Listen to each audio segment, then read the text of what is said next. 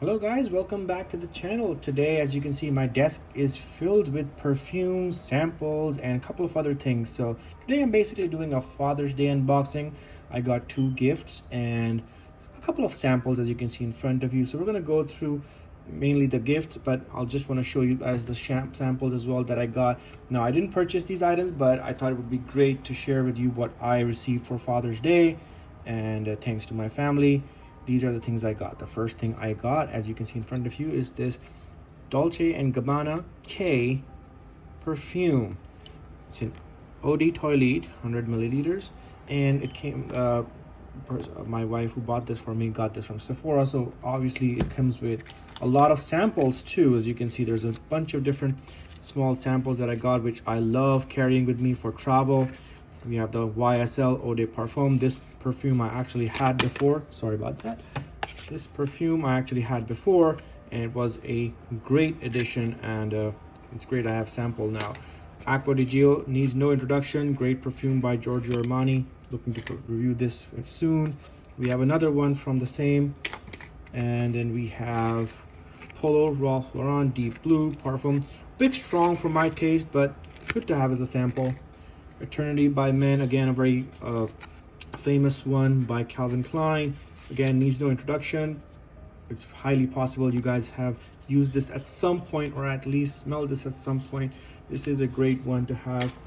Then we have a new one by, well, not a new one, Mont Blanc Legend. I think it's reformulated, and this is a great one that I'll be looking to review soon. La Home Prada. This was the one I was looking to buy until I actually got this as a gift, but this is definitely in line, something that you guys should look forward to reviewing. It is a very nice one. And then we have another one by Prada. This is not actually, this is actually in a bit of a different packaging. Carbon.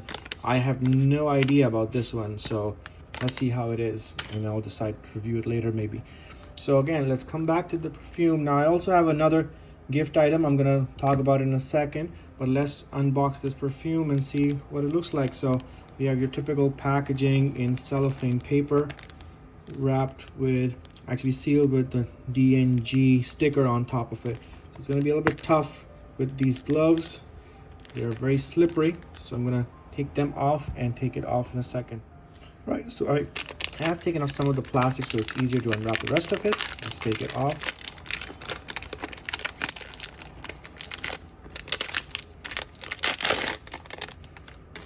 Right, so you can see it's got dark royal blue packaging with gold lining at the sides. The DNG logo is written at the front. Actually, it's etched on the paper over here, and this is a paper box, and you have a crown in gold right on top of it, in theme with its name, K meaning king, and the king wears this crown, so you have Dolce & Gabbana with the king crown in gold. And I love the contrast of dark blue and gold. We've seen this before with the Versace perfume. I believe it was the Dylan Blue. Yes, the Dylan Blue had a similar kind of packaging using dark blue and gold in contrast.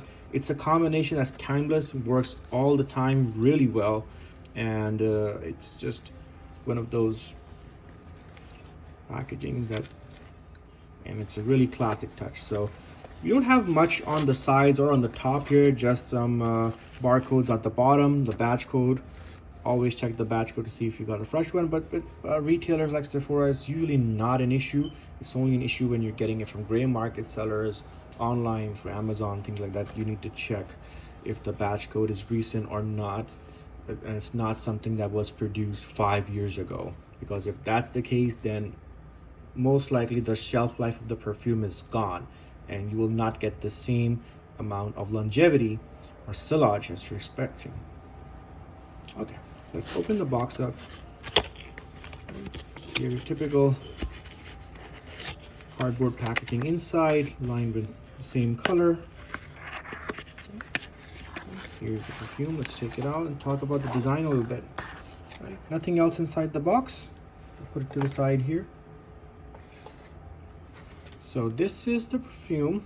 I have to say the bottle design is really unique and nice. You have this rectangular cuboidal bottle in glass. And then on the top, really what stands out is the bottle cap. Before we talk about the bottle cap, let's look at what else is on the bottle. You have the K logo with Dolce & Gabbana and the crown etched in black on the glass. And as you can see, yeah, it's been printed right on top of it. So on the back, you don't have much. On the bottom, you just have some information about the contents: 100 milliliters, 3.3 ounce, made in France, eau de toilette. That's pretty much it. The color of the liquid is lavendery and a mixture of lavender and dark blue, I believe. I'm not the greatest with colors, but if you can see it on my gloves which are white as a background, it definitely looks indigo, blue, sort of that type of color. The cap really stands out. It's like a crown, and you can see it's very intricately designed. It has, now I'm not an expert on describing crowns, but it looks like a very nicely designed royal type of crown, fit for a king. You have there's a blue stone at the top. I don't know if it signifies a sapphire or some other kind of stone, but it's a really nice touch. It feels really solid. It's not a cheap plastic. And obviously this is not really metal.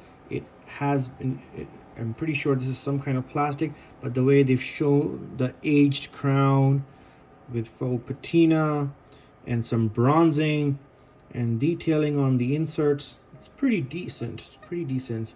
And I would not expect this level of detail to go into a bottle cap, but hey, some perfumers, they do go all the way. And I like the nice border in rope style fashion.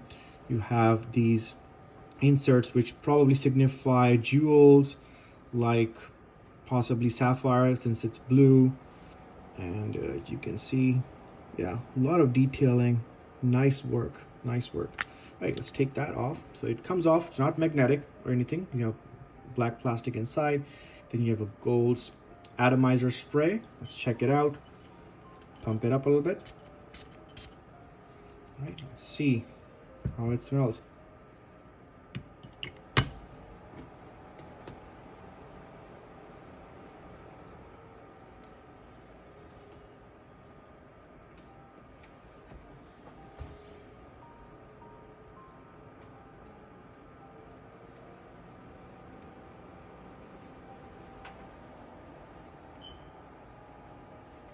Okay, so after smelling it for a few seconds, I can tell you for sure this is a very strong perfume. So don't go by the name eau de toilette. It is very strong and perfectly suitable for summer, the season we are in right now. It is the ideal perfume for that because you have a lot of vaporization. You get increased sillage, and the longevity the range tends to extend a little bit more in summer. So you want something that projects nicely and doesn't stay too close to the body, otherwise it can become very suffocating. So definitely I would recommend this for summer. If you use this in winter, you may find it to be very strong. The sillage might stay around you for longer, and that can be a good or bad thing. If you have a sensitive nose, you might start getting headaches. You might start not liking it after a while.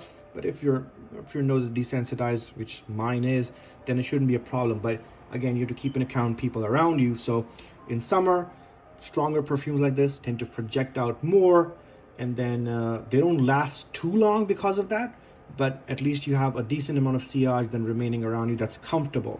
But in winter, if you have a strong perfume, sillage is strong, projection is less, then it can become uncomfortable for people around you. So this is definitely more suitable for summer, more of a casual setting rather than office wear.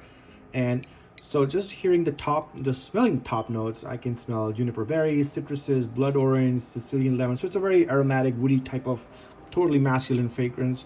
In the middle, after a while it settles down, I can smell some clary sage, lavender, geranium, pimento. At the base, I can detect some vetiver, cedar, and patchouli. So a bit of a nice contrast of elements in there. This is not your typical woody fragrance used by men that have the same contents over and over again. This definitely has, it has some of the classical contents, but it does use some different contents as well to kind of make it stand out a little bit more. It doesn't smell typical. I mean, obviously there might be some perfumes that resemble this, but I kind of like the take on it. It's very masculine, and definitely I wouldn't say this is for a very young audience. It's totally geared towards 35 plus, 30 plus individuals, and maybe younger individuals, younger men might not like it because of its strength, and it's, you know, it has this overpowering woodiness in the beginning. So not everybody likes that. Now, and that's again why I'm saying that you should use this in the summer, because in the summer it evaporates faster, so it becomes comfortable after a while. If you have a light fragrance, use it in the summer, it evaporates, nothing's left, nobody can smell you. But if you use a light fragrance in the winter time, it stays around you a little bit more, it doesn't vaporize as much, so it balances things out. So perfumes like this, summer, humid weather, is much better.